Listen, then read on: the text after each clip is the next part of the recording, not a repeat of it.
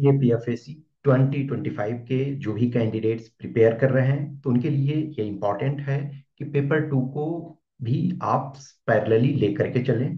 बहुत सारे ऐसे कैंडिडेट्स होते हैं जो पेपर वन में तो अच्छा कर लेते हैं लेकिन पेपर टू में वो अच्छा नहीं कर पा रहे हैं, खास करके जो हिंदी मीडियम के स्टूडेंट हैं, हिंदी मीडियम वाले हैं, उनको पेपर टू खराब होता है। जनरली जनरली मैं बात कर रहा हूँ, लेकिन आपको चीजों को ध्यान रखना है, आपको अभी से अवेयर रहना है। आप बहुत सारे ऐसे कैंडिडेट्स हो जो रिटन भी क्वालिफाई कर चुके होंगे, बहुत सारे ऐसे हो जो कुछ मार्क्स से आप फाइनल सिलेक्शन नहीं लिए होंगे। हर कैंडिडेट्स के लिए जब तक आपका फाइनल सिलेक्शन नहीं हो जाता है तब तक आपको अवेयर रहना है, आपको वर्क करते रहना है, आपको चीजों को पुश करते रहना है। तो ये जो है कि major themes and how to prepare them, ये जो एक सीरीज जैसा रहेगा, इसमें कपल ऑफ वीडियोस मैं डालूंगा। ये एक ऐसा इशू है जिसको एक वीडियो में करना पॉसिबल नहीं है, वो बहुत एस्पेक्ट्स हैं, बहुत डायमेंशंस हैं। तो धीरे धीरे करके मैं उसको पुट करने की कोशिश करूंगा। किसी भी एग्जाम को प्रिपेयर करने से पहले सबसे जरूरी हमारे लिए होता है कि हम ये जानें कि हमारा सिलेबस क्या है, हमारे टॉपिक्स क्या हैं, जो प्रीवियस ईयर में जो क्वेश्चन पेपर आए हैं वो क्या है। सिलेबस यदि देखोगे तो आपके वेग दिए हुए वो मल्टीपल टाइम मैं आपको डिस्कस कर चुका हूँ। आज जो है वो मैं आपको प्रीवियस ईयर के पहले कुछ क्वेश्चन डिस्कस करने की कोशिश करूंगा। और क्वेश्चन आपको कुछ क्वेश्चंस जो हैं लेटेस्ट एक लास्ट 6 इयर्स के जो क्वेश्चन आए हुए हैं वो आपको इसमें दिखाने की कोशिश करूंगा। और प्लस ये क्वेश्चन मैं आपको फिर टेलीग्राम ग्रुप में दे दूंगा ताकि आप उनको देख सको, आप उन क्वेश्चंस को एक बार देखो, ताकि नेक्स्ट जो कमिंग क्लासेस होंगे, कमिंग जो लेक्चर्स होंगे, उसमें आप उनको बेटर ढंग से अंडरस्टैंड कर सको, समझ सको। तो पास्ट जो क्वेश्चंस आए हुए हैं, प्रीवियस ईयर के जो क्वेश्चंस आए हुए हैं, वो एक आपके लिए आईना होता है जिसमें आप विजुअलाइज कर सको कि किस ढंग से चीजें मूव कर रही है, किस ढंग से आता है। मल्टीपल ईयर्स का इस वजह से देखना होता है कि आप सिंगल ईयर देख करके, सिंगल ईयर के क्वेश्चन को देख करके ये नहीं अनुमान लगा सकते हो कि यस ऐसे क्वेश्चन आ रहे हैं, लेकिन जब आप मल्टीपल ईयर्स के देखते हो तब आपको पता चलता है कि चीजें किस ढंग से इवॉल्व हो रही है, चीजें किस ढंग से मूव कर रही है। तो यहाँ हम जो है 6 इयर्स के क्वेश्चंस आपके सामने प्रेजेंट करेंगे एक एक करके। और जो कमिंग आगे जो वीडियोज होंगे आगे आने वाले, उसमें मैं आपको थीम वाइज चीजों को प्रेजेंट करूंगा। थीम वाइज जब करूंगा तो लेटेस्ट टेक हम 10 इयर्स के पैरामीटर को लेंगे, यहाँ हम अभी आपको 6 इयर्स के चीजों को दिखा रहे हैं। लेकिन जब हम थीम वाइज लेने की कोशिश करेंगे, थीम वाइज जब चीजों को करने की कोशिश करेंगे, तो 10 इयर्स का पैरामीटर हम रखेंगे, 10 इयर्स के चीजों को रखेंगे। और उस 10 इयर्स के आधार पे एक एक थीम को किस ढंग से प्रिपेयर कर सकते हैं उसके संबंध में चीजों को देखेंगे। लेटेस्ट जो आपका एग्जाम हुआ है, 24 का एग्जाम हुआ है, उसमें देखोगे कि क्वेश्चन जो ट्रेडिशनल पैटर्न पे क्वेश्चन पूछे जा रहे थे उसमें से काफी डेविएंस देखे गए हैं। लेकिन जब चीजों को गौर से देखोगे, जब आप इन टॉपिक्स को गौर से देखोगे, तो ऐसा आप नहीं कह सकते हो कि ये टोटली जो टॉपिक्स हैं वो हमारे स्कोप के बियॉन्ड है, नहीं। जिन लोगों ने सही तरीके से करेंट अफेयर्स के इश्यूज को देखा है, करेंट के टॉपिक्स को देखते आए हैं, जो रेगुलर रूप से न्यूज़पेपर पढ़ रहे हैं या जो रेगुलर रूप से मैगजीन्स पढ़ रहे हैं, मंथली मैगजीन पढ़ रहे हैं, उनके लिए ये इतना ज्यादा डिफरेंट नहीं था, डिफिकल्ट नहीं था। अब जैसे देखो इसमें इकोनॉमी का ये चैप्टर है, तो इकोनॉमी में digital economy opportunity and challenges, ये क्वेश्चन आपके बियॉन्ड नहीं है, इनफैक्ट ये रिपीटेड क्वेश्चन कह सकते हो। जो डिजिटल इकोनॉमी से संबंधित है तो ये क्वेश्चन रिपीट हो चुका है, पहले भी क्वेश्चन हो चुका है। जिन लोगों ने 10 इयर्स के क्वेश्चन को प्रॉपर तरीका से देखा हुआ था तो उनके लिए ये आसान था। और आज की डेट में इनफैक्ट जैसे अभी जब 25 का आप प्रिपेयर कर रहे हो तो डिजिटल इकोनॉमी में आपको तो प्रिपेयर करना ही है। अब डिजिटल इकोनॉमी इस टॉपिक नहीं आएगा, एक तरह से आपका जो साइबर फ्रॉड्स वगैरह हो रहे हैं, आप डिजिटल अरेस्ट देख रहे हो, या इन नंबर ऑफ तरीके जो हैं उसके थ्रू आज आप जब भी ऑनलाइन चीजों को यूज करते हो, या आप कोई परचेजिंग करते हो या कुछ चीजों को करते हो, तो आपको ध्यान रखना। इनफैक्ट देखोगे बहुत बार आपको जो आरबीआई के बहुत बार मैसेज आते रहते हैं कि digital cyber frauds, digital fraud से आपको बचना है। तो चीजों को, तो ये टॉपिक आपके लिए इंपॉर्टेंट है। और आज के डेट में जो भी कैंडिडेट प्रिपेयर कर रहे हैं, तो डिजिटल इकोनॉमी आपके लिए सबसे महत्वपूर्ण एक इशू है, एक टॉपिक है। तो इस फॉर्म में नहीं आएगा, लेकिन आपके अलग फॉर्म में आ सकते हैं। तो ये एक तरह से प्रेडिक्टेड लाइन पे था, इसमें कोई इशू नहीं। अब देखो, ये जो टॉपिक है global piece and national defence budget, आप लंबे समय से, इनफैक्ट 22 इस बार, यानी कि फरवरी 24 फरवरी 22 से कंटिन्यूअस जो रसिया यूक्रेन में वॉर की स्थिति चल रही है, रसिया यूक्रेन में प्रॉब्लम चल रहा है। प्लस इधर देखोगे कि सो आपके इसराइल और फिलिस्तीन में इशू चल रहे थे। ऑब्वियसली अब जो पीस की ओर बढ़ रहे हैं, अब चीजें बहुत रैपिडली इधर इंप्रूव हो रहे हैं। तो ये टॉपिक एक तरह से रशिया यूक्रेन क्राइसिस जो चल रही है उसमें से, या इंडिया के केस में ही देखो। आज आप यदि बजट को देखोगे, तो इंडियन बजट में जितने भी डिपार्टमेंट मिनिस्ट्री हैं, हाईएस्ट बजट किसको एलोकेट किया जा रहा है? डिफेंस को किया जा रहा है। तो जो हम क्यों डिफेंस को बहुत ज्यादा जोर दे रहे हैं, डिफेंस पर हम क्यों एक्स्ट्रा खर्च कर रहे हैं, in spite of highest expenditure in defence, हमारा जो डिफेंस का रिक्वायरमेंट है वो पूरा नहीं हो रहा है। अभी हमको और करने की जरूरत है। तो ये क्यों हो रहा है? क्योंकि इंडिया टू होस्टाइल जो हमारे नेबर्स हैं, और वो न्यूक्लियर कैपेबल है। चाइना चाइना कन्वेंशनली भी देखा जाए तो हमसे सुपीरियर है, इन द सेंस कि उसके पास एक्सपेंडिचर उनका ज्यादा है डिफेंस में। और जो बजट है उनके डिफेंस में बहुत ज्यादा हमसे है। लेकिन पाकिस्तान जो है, कन्वेंशनली जो है, हम बेटर कंडीशन में हैं, लेकिन आज की डेट में न्यूक्लियर कैपेबल है। जब हम चाइना को ये बोलते हैं सुपीरियर, इसका मतलब ये नहीं है कि हमको वो रॉन्ग देगा, ये मतलब नहीं होती है। आज सपोज करो कि अमेरिका लंबे समय से सुपर पावर है, लेकिन इसका ये मतलब नहीं है ना कि अ, सबको वो ध्वस्त ही कर रहा है। बहुत ऐसे कंट्री हैं, छोटे छोटे कंट्री हैं, तो चैलेंज करते रहते हैं। आप नॉर्थ कोरिया को देखो, छोटा सा है, लेकिन बहुत गरीबी है, भुखमरी है, बहुत सारी समस्या है, लेकिन चैलेंज करते रहता। तो आज के डेट में अपने को प्रिपेयर करके रखना। जस्ट सोचो कि ग्लोबल पीस होता, यदि दुनिया में शांति होती, तो जो हम पैसे बजट में, डिफेंस बजट में लगा रहे हैं, डिफेंस में लगा रहे हैं, हमें वो पैसे कुछ प्रोटेक्टिव वर्क में लगाते। अभी आप देखो किसी भी कंट्री में भुखमरी है, गरीबी है, बेरोजगारी है, इंफ्रास्ट्रक्चर की कमी है, लेकिन आप ग्लोबल जो आपका स्ट्रेचर है, आप उसको मेंटेन रख रहे हो। आप अपना जो डिफेंस है उसके प्रिपेयर्डनेस रख रहे हो।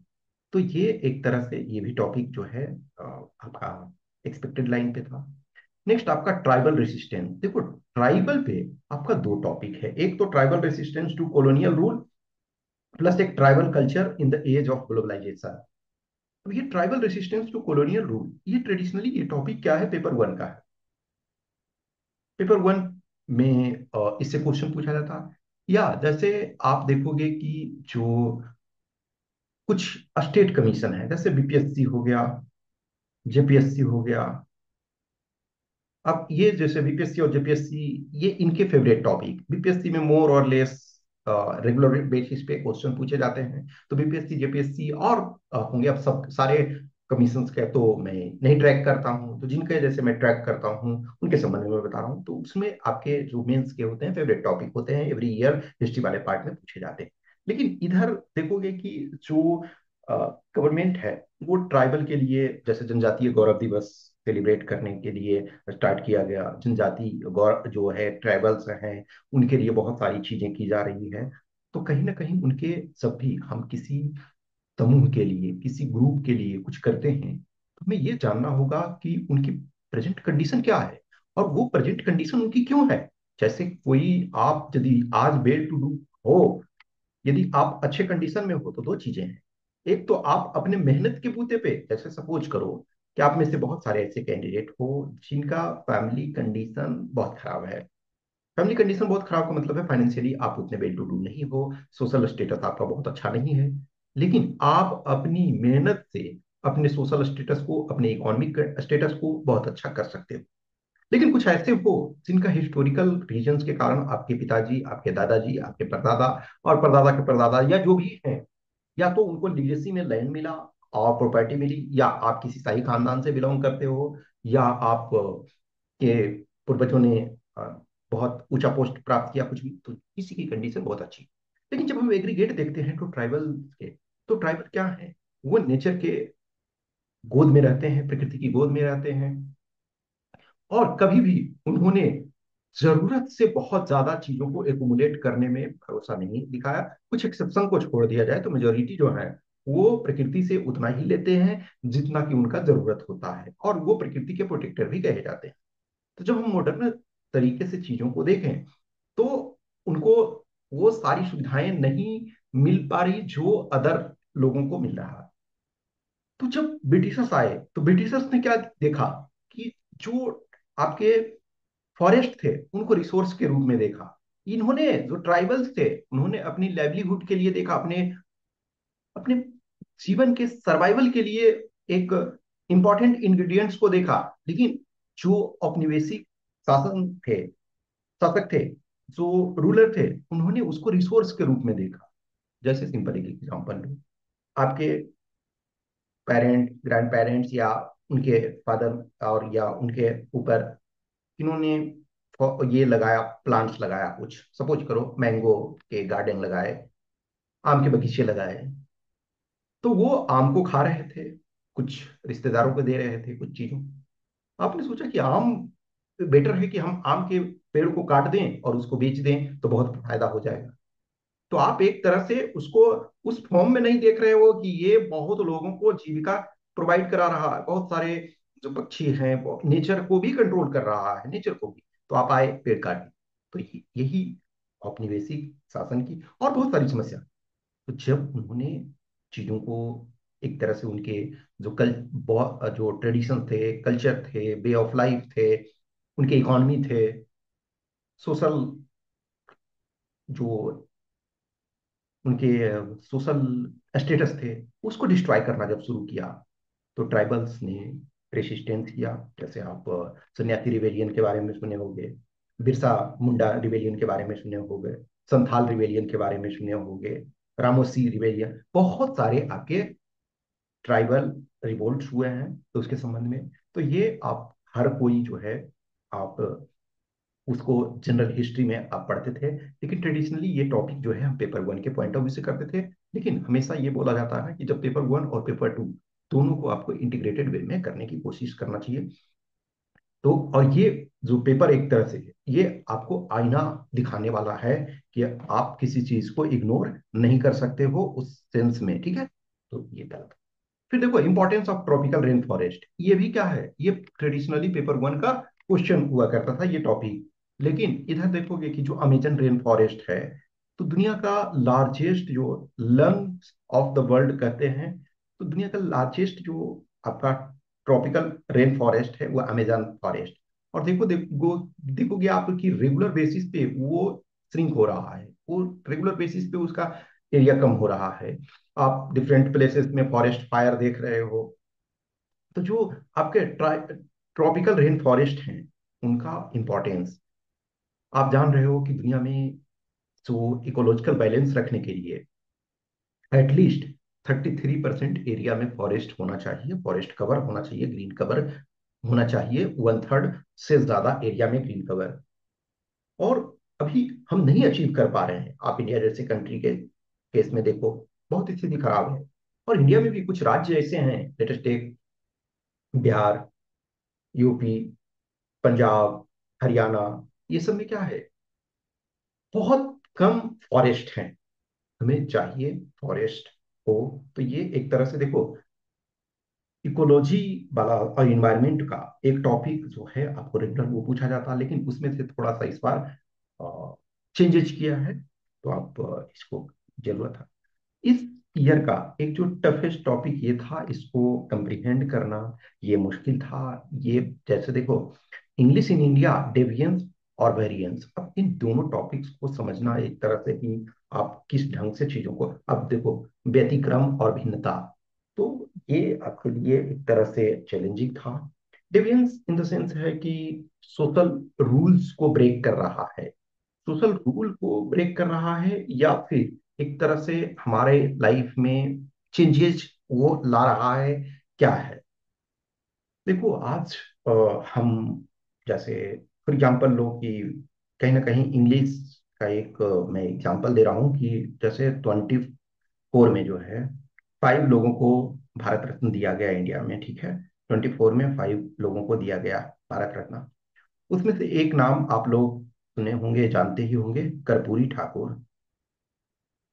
कर्पूरी ठाकुर बिहार के एजुकेशन मिनिस्टर हुआ करते थे, प्लस बिहार के चीफ मिनिस्टर भी शायद 2 टाइम्स बने हैं।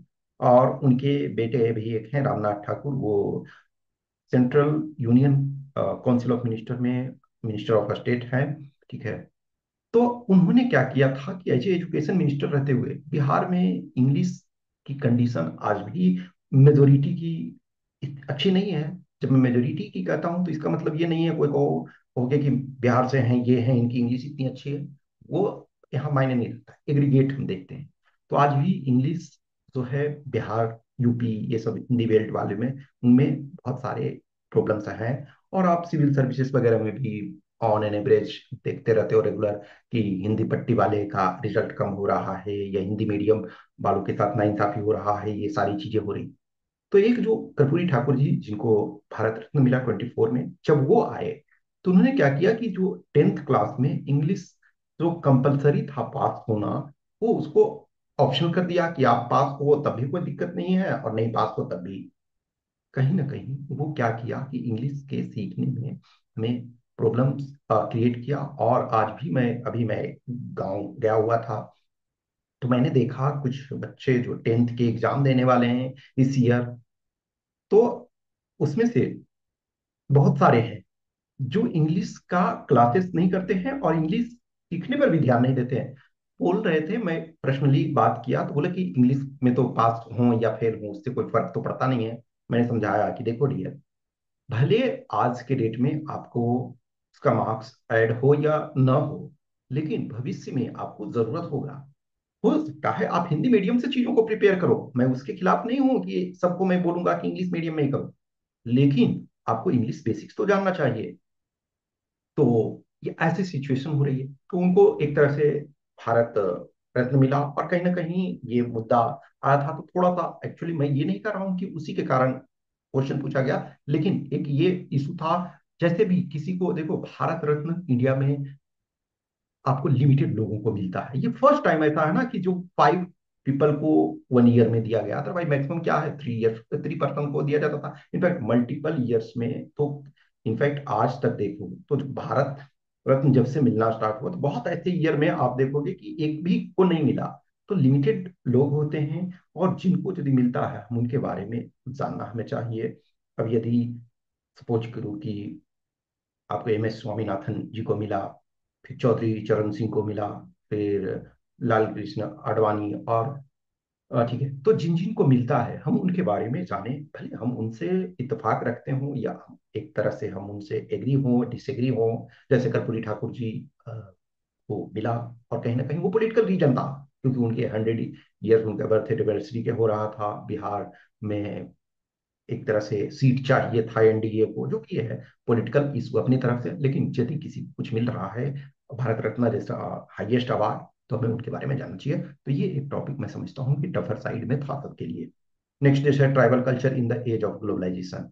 देखो जैसे एक 24 के इलेक्शन में आपने यदि ट्रैक किया होगा, तो उसमें शोम्पेन ट्राइब जो है फर्स्ट टाइम 24 में आपका वोट किए। फिर देखोगे कि जो पीवीटीजी आप देख रहे हो, particularly vulnerable tribal group, government जो है पार्टिकुलरली वल्नरेबल ट्राइबल ग्रुप्स के डेवलपमेंट के लिए, उनके अपलिफ्टमेंट के लिए काफी कुछ कर रही है इंडिया में। आप जैसा कि जानते हो 75 अभी पीवीटीजी हैं, और उस 75 में से जो हाईएस्ट नंबर है 13, वो आपके उड़ीसा में है, और उड़ीसा में भी इलेक्शन वगैरह हुआ। तो tribal culture in the sense कि देखो दोनों ट्राइबल के जो टॉपिक हैं, तो डिफरेंस है दोनों में, आप दोनों को सेम नहीं कर सकते हो। लेकिन at the end of the day जो जड़ कहाँ है, ट्राइबल में है, ट्राइब्स में। अब इसको आप ट्राइबल रेसिस्टेंस यदि करोगे तो क्या है, उसमें कल्चर नहीं लाओगे, उसमें भी आपको कल्चर करना ही पड़ेगा। लेकिन ये टॉपिक का रिक्वायरमेंट अलग था और ये टॉपिक का रिक्वायरमेंट अलग था, तो इसमें से अब देखो यदि आर्गुमेंट वाले में देखो, तो क्लासिकल लिटरेचर एक तरह से यहाँ इंग्लिश है, और ये क्लासिकल लिटरेचर है, तो should be A component of the curriculum. Classical literature का मतलब है कि जैसे ये टॉपिक एक तरह से कि अभी जो क्लासिकल लैंग्वेज हैं उनके नंबर में इंक्रीमेंट हुआ है। जो 5 new classical languages use means as a classical status मिला। तो क्लासिकल लिटरेचर का मतलब होता है एक जो वैसा लिटरेचर, एक स्टैंडर्ड हो लंबे समय से, उसमें वो पर्टिकुलर उस लैंग्वेज में चीजें आ रही है, इवोल्व होती आ रही हैं, और वो अपना बेस जो है वो रखे हुए है।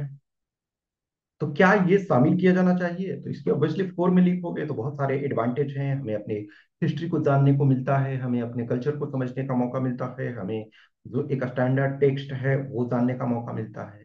और जब नहीं में तो आपको ये देना पड़ेगा कि बहुत सारे उसमें है हमारा साइंटिफिक चीजों में एक तरह से हमें जरूरत ज्यादा है कि साइंस एंड टेक्नोलॉजी की ओर मूव करें, अधिक से अधिक जो कंटेम्प्रेरी टॉपिक्स हैं उनको हम उन पर जोर दें। नेक्स्ट था जैसे house work is unpaid labour. देखो ये टॉपिक भी जो है ये एक तरह से इवोल्व हो रहा है, इनफैक्ट ये भी आपका इससे पहले भी क्वेश्चन पूछा गया है। नेक्स्ट ये था रिपोर्ट लिखना, voter turnout in an election.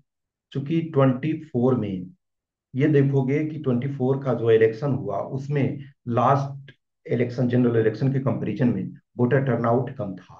तो इस पर काफी बार को ये लिखा जा चुका है एडिटोरियल कि क्यों कम हो गए, और ये सारे प्रोस एंड कॉन्स जो भी लिखे गए थे। तो ये टॉपिक भी जिन लोगों ने भी करेंट को पेपर किया था, करेंट अफेयर्स को देख रहे थे, उनके लिए ये नया नहीं था और इस पर काफी फॉर्डर था उनके लिए। नेक्स्ट आपका रिहेबिलिटेशन ऑफ वॉर विक्टिम्स। ये भी जैसे देखोगे कि आप यूक्रेन का, इधर यूक्रेन का पॉपुलेशन जो है कम हो गया, और यूक्रेन की ही सिर्फ बात नहीं है, बहुत सारी जो दुनिया में कंट्री हैं वो रेगुलर रूप से प्रॉब्लम फेस करते रह रहे हैं।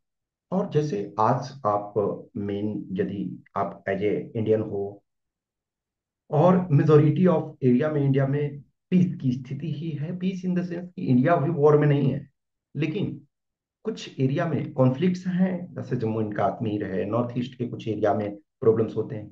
लेकिन भारत जो है उस केस में, वॉर के केस में, सिचुएशन में नहीं है। लेकिन बहुत सारे कंट्री हैं जहाँ प्रॉब्लम्स है, और इसी वजह से देखते हो कि लोग एक अपने कंट्री से दूसरे कंट्री की ओर जाते हैं।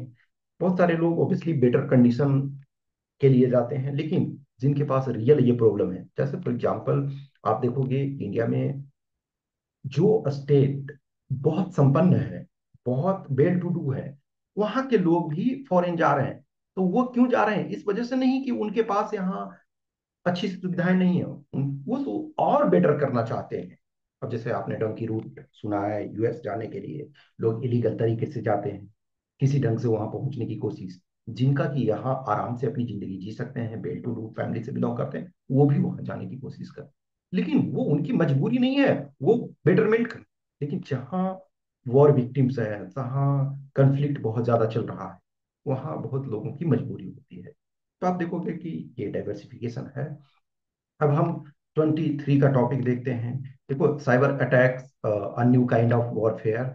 ये देखो साइबर अटैक्स एक तरह से ये न्यू काइंड ऑफ वॉरफेयर, तो ये वॉरफेयर के संबंध में साइबर हमला जो है। लेकिन आपका जो साइबर फ्रॉड्स है, ये टॉपिक भी आपके आ सकते हैं। ये टॉपिक काफी, जैसे आप डिजिटल अरेस्ट, ये सब टॉपिक्स, तो ये आपका ठीक है।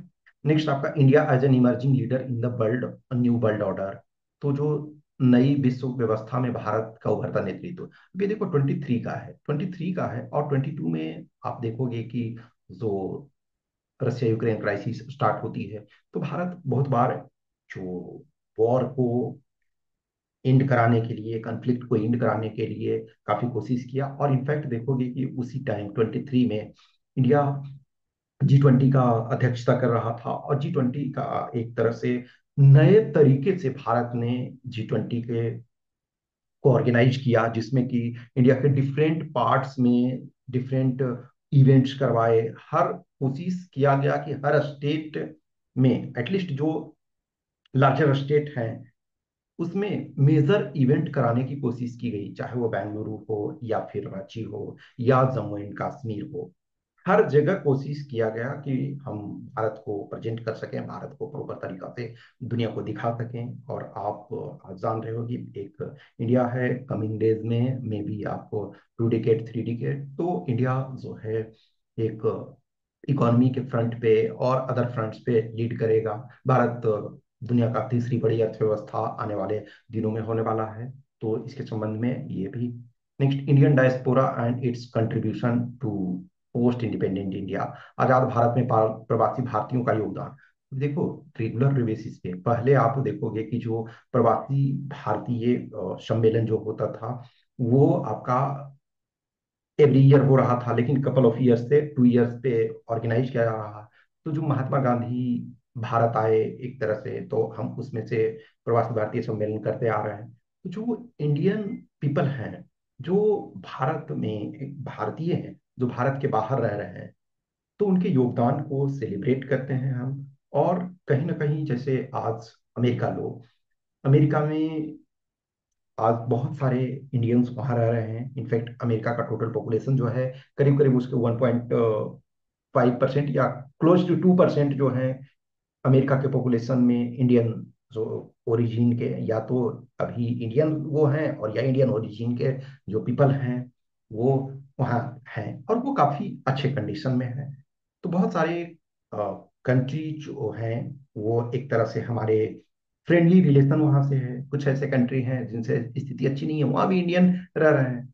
तो इसी वजह से देखोगे कि कुछ भी कभी कॉन्फ्लिक्ट वगैरह होता है तो गवर्नमेंट ऑफ इंडिया कोशिश करती है कि उन लोगों को वहां से कॉन्फ्लिक्ट के सिचुएशन में या बुरे वक्त में वहां से हम उनको लाएं। तो ये एक तरह से ये भी आपके लिए इम्पोर्टेंट है। ठीक है। नेक्स्ट है, education and awareness are the critical pillars of for the success of a democracy. John Dewey एक फेमस अमेरिकन फिलोसफर हुए, तो उन्होंने इस टॉपिक को काफी अच्छे तरीके से किया है कि डेमोक्रेसी को सक्सेस होने के लिए आप एजुकेशन से दूर नहीं हो सकते हैं। इट इज ट्रू कि जो हमारा डेमोक्रेसी है उसमें एजुकेशन के लेवल के आधार पे वोटिंग राइट नहीं दिया गया है। जो लिटरेट हैं, इलिटरेट हैं, हाईली लिटरेट हैं, हाईली एजुकेटेड हैं, पीएचडी हैं, डबल मास्टर्स हैं, या कुछ भी हैं, आपको एक ही वोट दिया जा रहा है। लेकिन the more educated and aware the society, better the democracy. Democracy जो हेल्दी मैच्योर डेमोक्रेसी होता है, तो जैसे जैसे लोगों का एजुकेशन लेवल बढ़ता है वो उस चीज को समझने लगते हैं।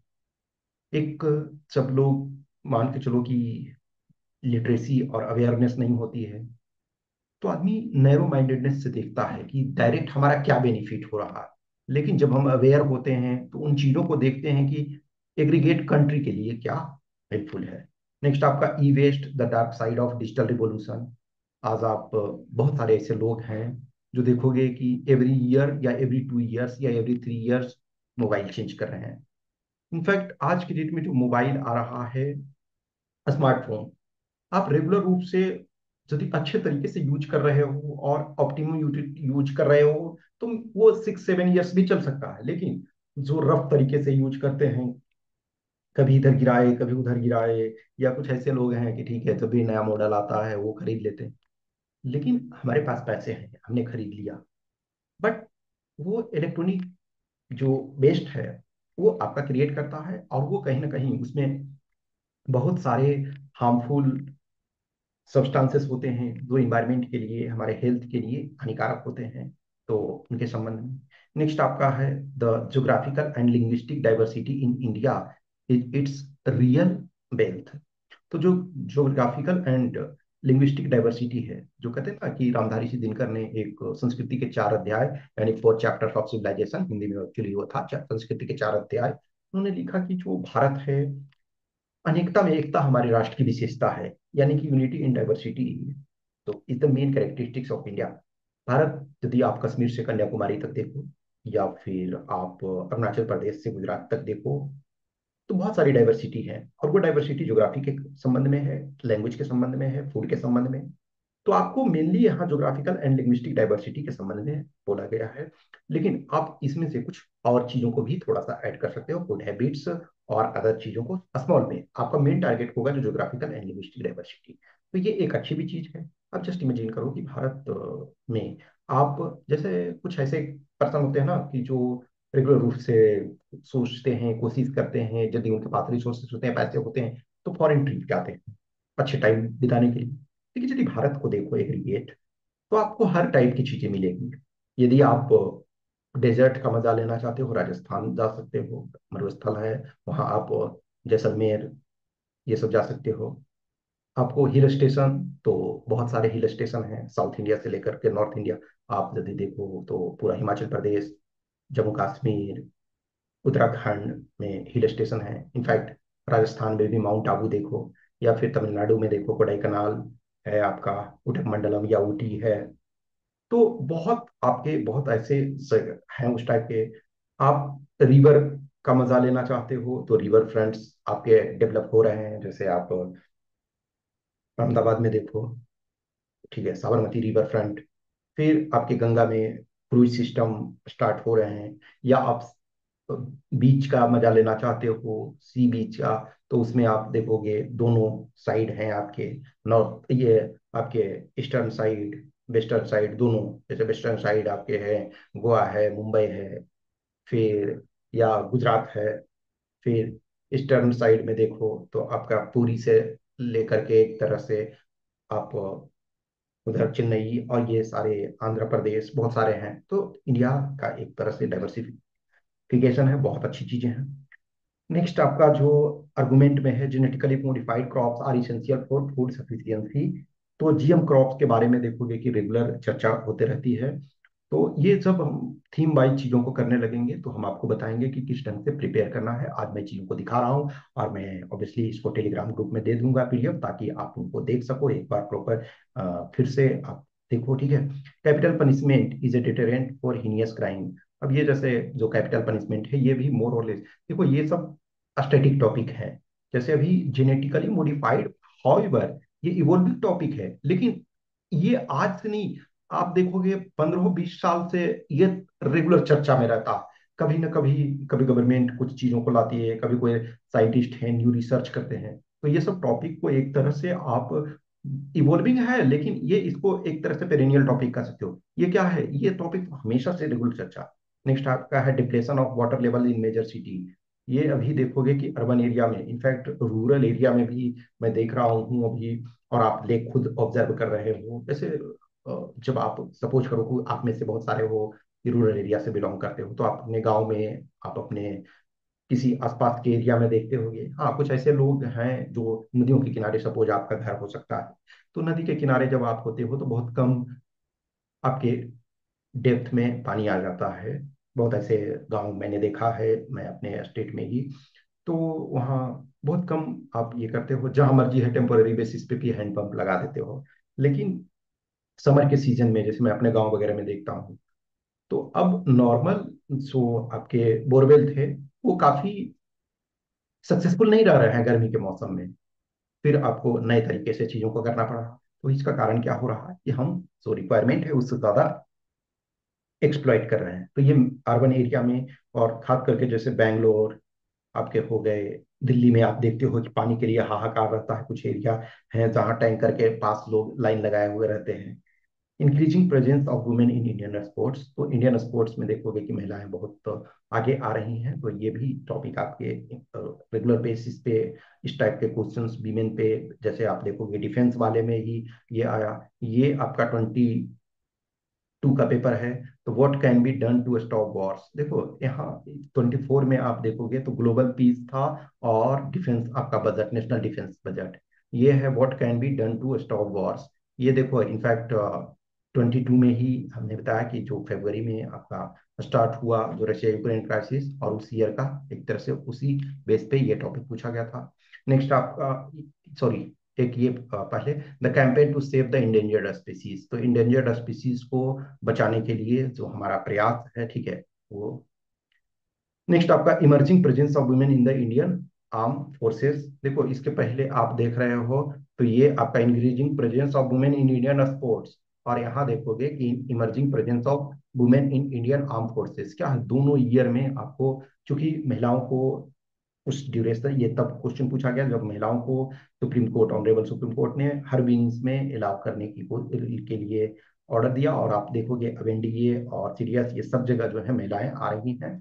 नेक्स्ट आपका ये है इन्फ्लेशन के संबंध में, price rise cause and effect, जो कहते हैं ना कि जो इन्फ्लेशन है वो गरीबों पर लगाया जाने वाला एक तरह से टैक्स है, जो जो पुअर पीपल हैं तो टैक्स तो हर कोई पे कर रहे हैं ना, जो रिच हैं वो डबल, दो टाइप के टैक्स पे कर रहे हैं, एक डायरेक्ट भी कर रहे हैं और इनडायरेक्ट, लेकिन जो पुअर है वो इनडायरेक्ट टैक्स पे करते हैं। तो यदि प्राइस राइज हो रहा है तो क्या है, इनडायरेक्ट टैक्स तो सब पे कर रहे हैं, तो कॉजेज एंड इफेक्ट तो सिर्फ आप पुअर को नहीं लोगे, उसके क्या एग्रीगेट इकोनॉमी में प्रभाव पड़ते हैं।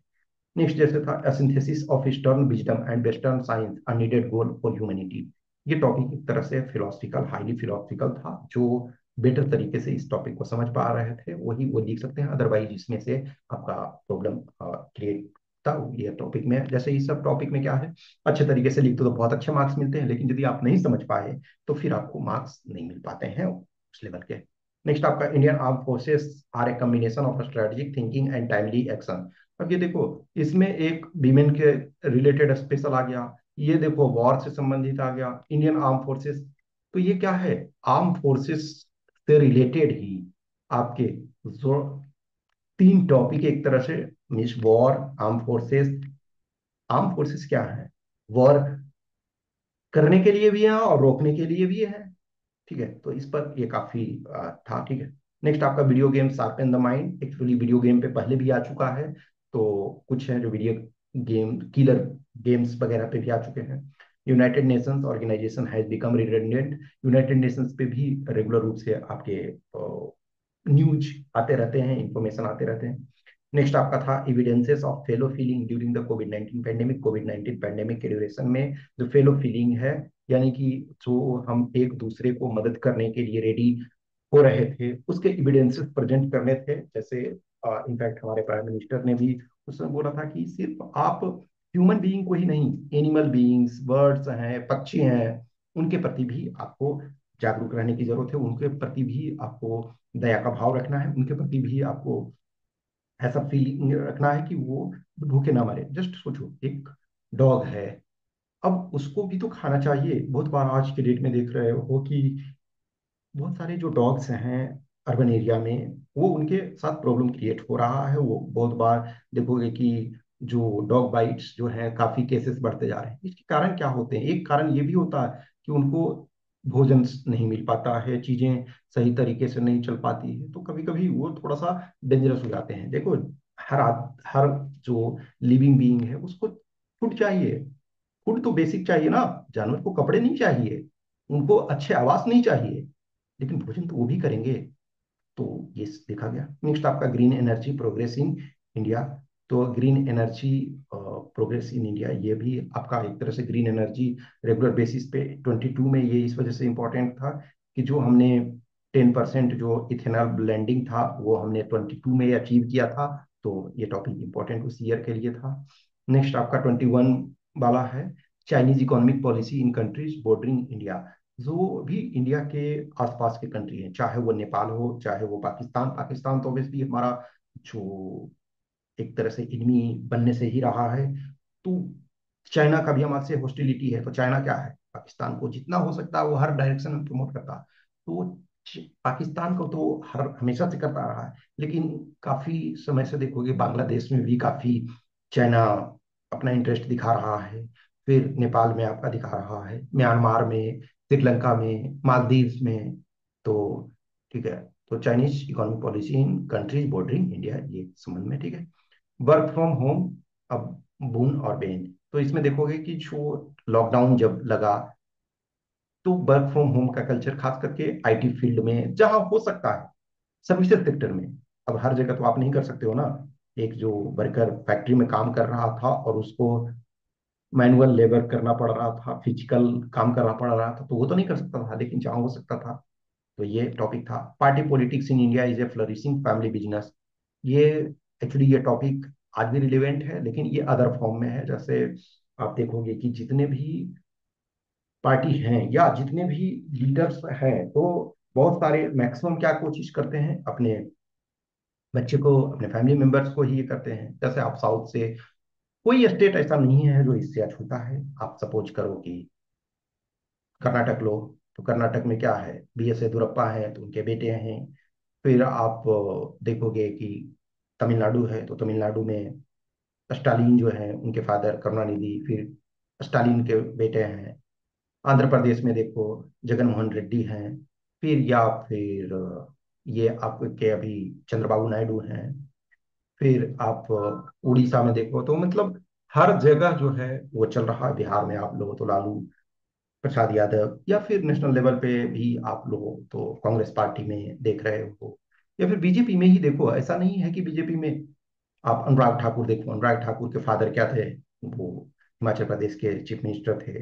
राजनाथ सिंह के भी बेटे हैं राजनीति में। अमित शाह के बेटे को देखो, ठीक है डायरेक्ट वो पॉलिटिक्स में उस केस में नहीं, लेकिन क्रिकेट में बहुत ऊपर वो उठ गए हैं। तो क्या है, कहीं ना कहीं है चीजें, तो हर जगह चल रहा है। तो ये इस पर आपको काफी ऑर्डर था, इसमें तो कोई दिक्कत नहीं था।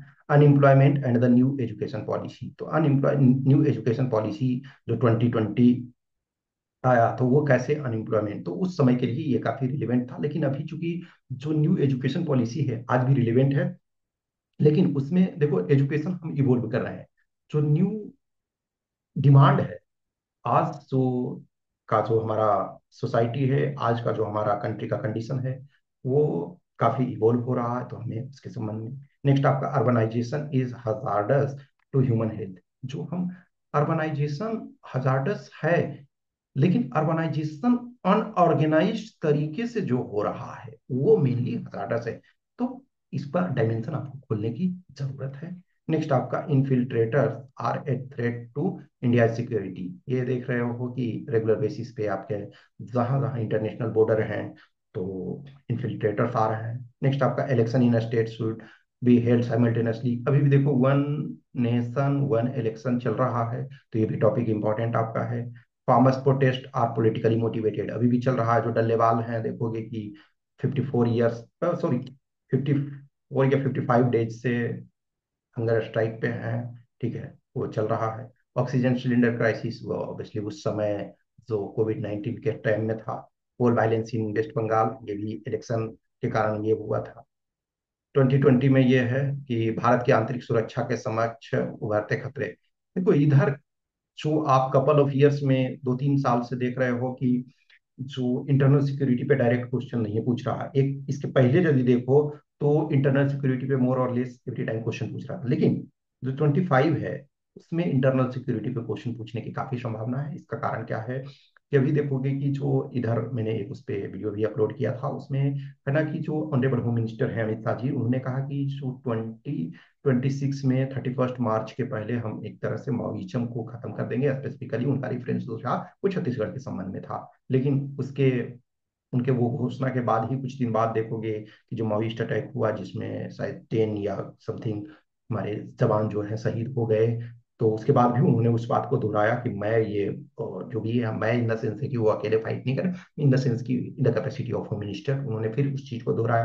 तो काफी ये इंपॉर्टेंट इस बार होने वाला है, ठीक है ना। तो ये है emerging threats to India's internal security. Next आपका है जो crime against women is an expression of male domination. ये भी एक तरह से कह सकते हो कि ये टॉपिक के भी चांसेस है रेगुलर बेसिस पे।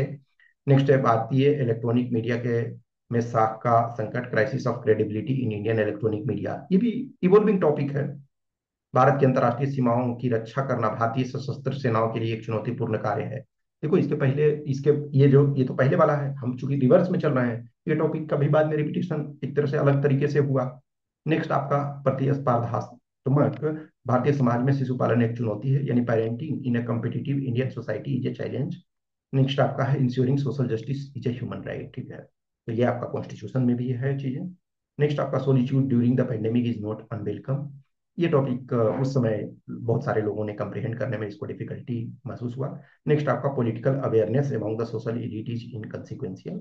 फिर आपका है provisions for primary education sector in the new education policy, impact of new agriculture law, उस समय जो थ्री फार्मर्स लॉ थे, ठीक है ना, ये। फिर देखो जो 2019 का जो टॉपिक है, the earth is not for humans only, यानी धरती केवल मनुष्यों के लिए नहीं है, और आप अदर जो लिविंग बीइंग है उनको भी आप इक्वली ध्यान रखोगे।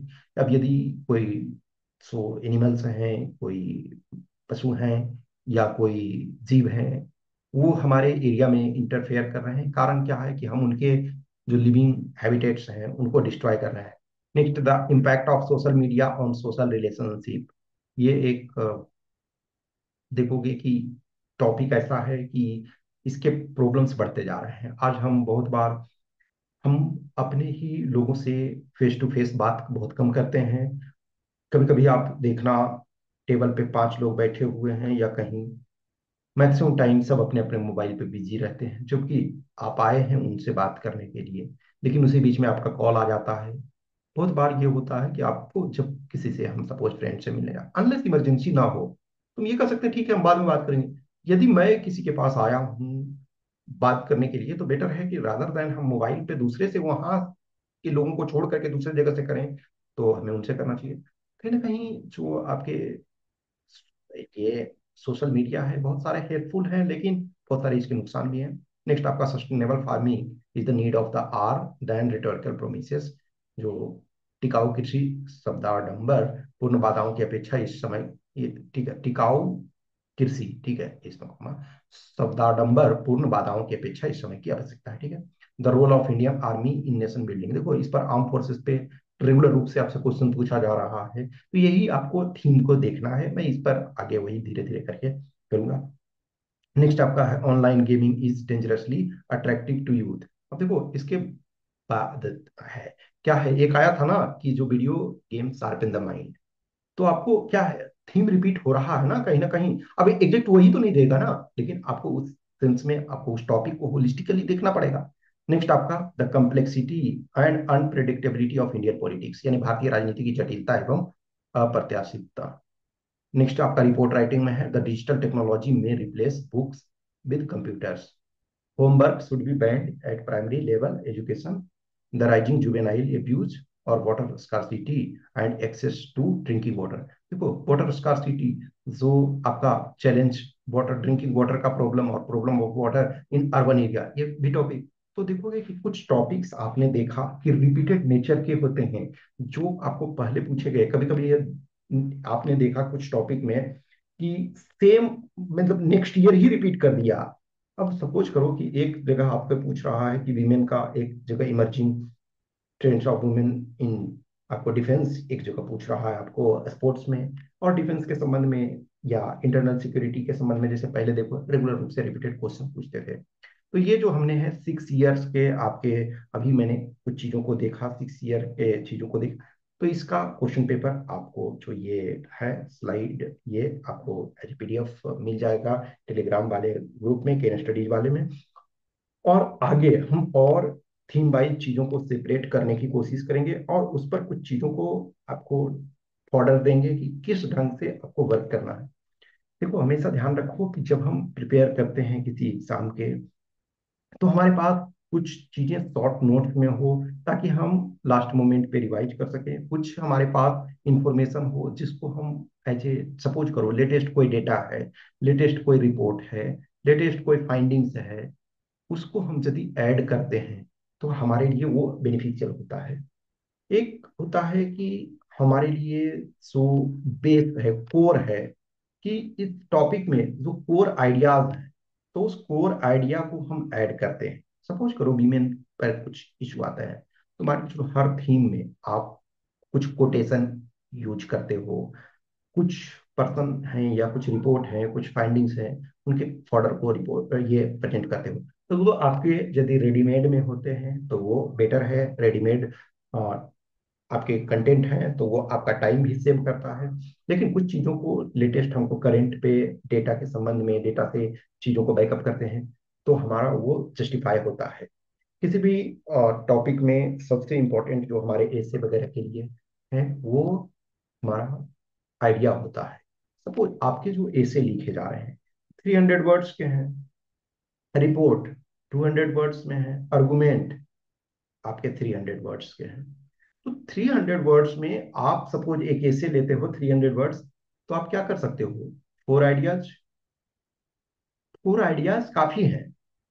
ये 4 आइडियाज आपने लिखे, सपोज करो कि एवरी आइडिया पे आपने 40 वर्ड्स लिखे, 40 वर्ड्स। तो एक आइडिया पे 40 वर्ड्स, तो 4 आइडिया पे 160। लेकिन इसमें आप सब्सटेंशिएट इसमें करोगे, एग्जाम्पल यदि दे दोगे, कुछ फाइंडिंग्स दे दोगे, कुछ लेटेस्ट फिगर दे दोगे, तो वो क्या है, आपके बेटर जस्टिफाई ये करता है। तो हमें 4 आइडिया, इनफैक्ट इवन 3 भी है तो आपका काम चलेगा। लेकिन कोशिश करना है कि 3 इशू को हम डिस्कस करें।